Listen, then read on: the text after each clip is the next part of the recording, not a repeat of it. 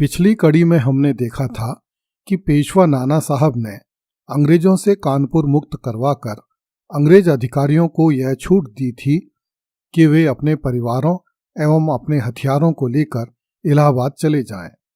इसके लिए नाना साहब ने हाथियों, घोड़ों, पालकियों एवं ऊँटों आदि का प्रबंध किया था तथा कानपुर से इलाहाबाद तक जाने के लिए नावों का भी प्रबंध किया था।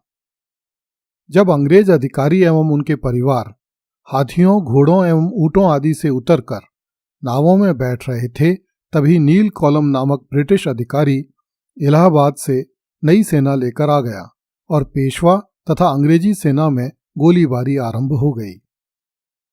इसके बाद पेशवा की सेना ने लगभग 450 अंग्रेज सैनिकों को मार डाला तथा कुछ अंग्रेज अधिकारियों एवं उनके परिवारों की औरतों तथा बच्चों को पकड़कर सवादा महल में ले आई।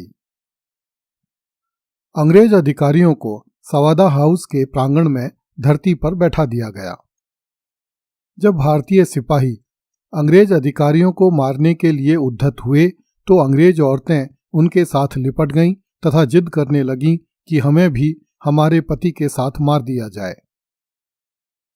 भारतीय सिपाहियों ने इन अंग्रेज औरतों को खींचकर अलग कर दिया।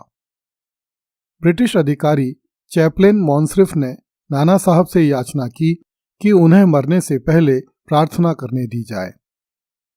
नाना साहब ने अंग्रेज अधिकारियों को प्रार्थना करने की अनुमति दे दी।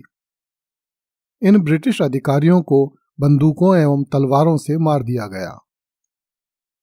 उसी रात को समस्त अंग्रेज महिलाओं और बच्चों को नाना साहब के बीबी घर में रहने के लिए भेज दिया गया तथा उन्हें नाना साहब की रखेल हुसैनी खाना के संरक्षण में रख दिया गया।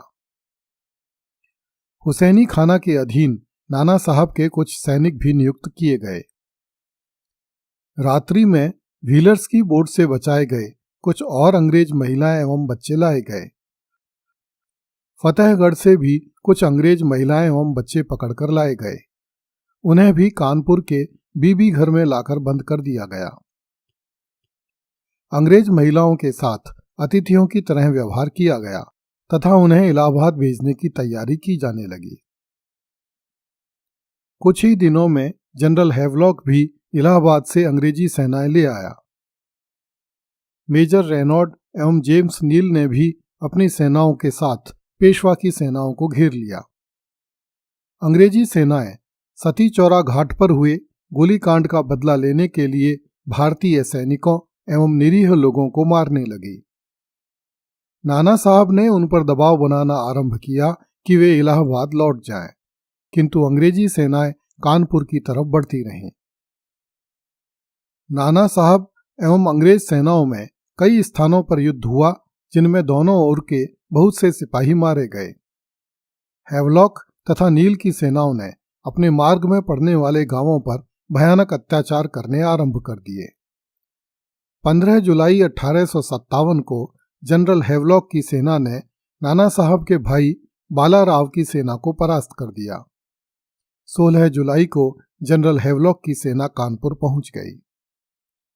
जब अंग्रेजों द्वारा भारतीयों पर किए जा रहे जुल्मों की सूचना बीबी घर में पहुंची तो अंग्रेज महिलाओं की रक्षा कर रही हुसैनी खानम ने क्रोध में भरकर बीबी घर की समस्त अंग्रेज महिलाओं को मरवाकर कुएं में फेंकवा दिया।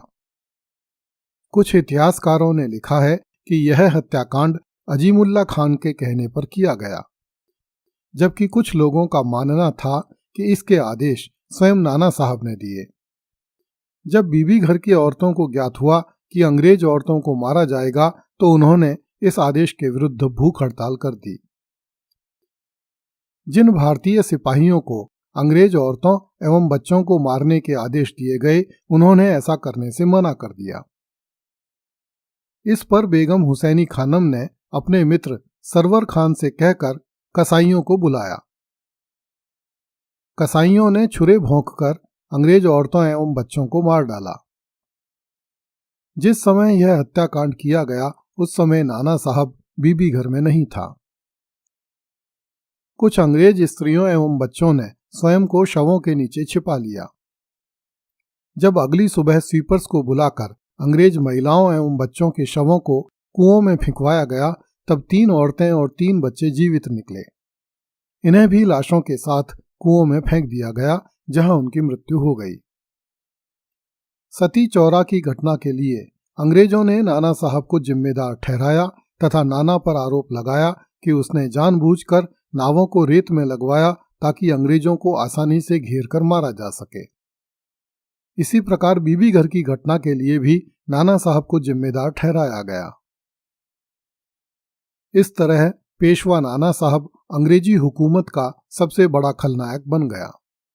सती चौरा तथा बीबी घर में हुए हत्याकांडों की गूंज इंग्लैंड में भी सुनाई दी।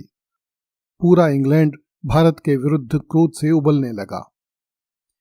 वहां के अखबारों में भारतीय लोगों के विरुद्ध खूब जहर उगला गया। इंग्लैंड के शहरों में नुक्कड़ नाटक खेले जाने लगे, जिनमें नाना साहब के पुतलों को चौराहों पर फांसी दी जाती थी। इंग्लैंड के लोगों को शांत करने के लिए अंग्रेजी सेना ने कानपुर शहर में भयानक नरसंहार किया। सैकड़ों भारतीय सिपाहियों को पकड़कर पेड़ों पर लटका दिया गया। बरगद के एक पेड़ पर तो 135 शव लटकाए गए। जनरल नील ने कानपुर में जनसाधारण पर भयानक अत्याचार किए। उसने एक मुसलमान अधिकारी को बीबी घर में फर्श पर लगे खून को जीभ से साफ करने का आदेश दिया। उस अधिकारी द्वारा आदेश पालन किए जाने पर भी नील ने उसे मृत्युदंड दिया। जनरल नील ने मृत ब्राह्मणों को जमीन में दफनाया तथा मुसलमानों को चिता पर जलवाया। 19 जून 1857 को हैवलॉक ने बिठूर पर आक्रमण किया, किंतु तब तक नाना साहब बिठूर से जा चुका था। ब्रिटिश सेनाओं ने बिठूर गांव के लोगों को बुरी तरह काटकर फेंक दिया। गांव के समस्त स्त्री, पुरुष, बच्चे, जवान एवं वृद्ध सभी की नृशंसतापूर्वक हत्या कर दी गई। नाना साहब के महल पर अंग्रेजों का अधिकार हो गया। अंग्रेजों को यहां से बड़ी संख्या में गोला बारूद, तोपें, हाथी, घोड़े एवं ऊंट प्राप्त हुए। अंग्रेजों ने इस महल में आग लगा दी। नाना साहब अंग्रेजों के हाथ नहीं आ सका। पेशवा के सेनापति तात्या टोपे का घर भी अंग्रेजों द्वारा जला दिया गया। अंग्रेज सिपाहियों द्वारा बिठूर में भयंकर लूटमार की गई तथा धन मिलने की आशा में महल की एक एक ईंट उखाड़ दी गई। अंग्रेजों को बिठूर की लूट में इतना अधिक सोना चांदी प्राप्त हुआ कि वे पूरा उठाकर नहीं ले जा सके। जनवरी 1858 के बाद नाना के बारे में कोई पता नहीं चला। बाद में पता चला कि वह नेपाल चला गया है, किंतु उसके बाद कोई निश्चित जानकारी नहीं मिल सकी। कुछ इतिहासकारों का मानना है कि नाना साहब नेपाल चला गया, जहां वह नेपाल के प्रधानमंत्री की सुरक्षा में रहा। लोगों का यह भी मानना है कि ईस्वी 1902 में नेपाल में ही नाना साहब की मृत्यु हुई, परंतु कुछ लोग उसकी मृत्यु सीहोर में ईस्वी 1906 में होना मानते हैं। पेशवा नाना साहब के सेनापति तात्या टोपे ने नवंबर 1857 में कानपुर पर फिर से अधिकार करने का प्रयास किया। इसकी कहानी हम आगामी कड़ियों में अलग से बताएंगे। जब नाना साहब के गायब हो जाने के बाद भी देश भर में क्रांति की आग नहीं थमी, तो अंग्रेज समझ गए कि जब तक पेशवा को नहीं पकड़ लिया जाएगा तब तक क्रांति को नहीं दबाया जा सकता। अंग्रेज सरकार ने नाना साहब को पकड़वाने के लिए बड़े बड़े इनाम घोषित किए, किंतु नाना पकड़ में नहीं आया। अगली कड़ी में देखिए, बेगम हजरत महल ने हाथी पर बैठकर अंग्रेजों को मारा।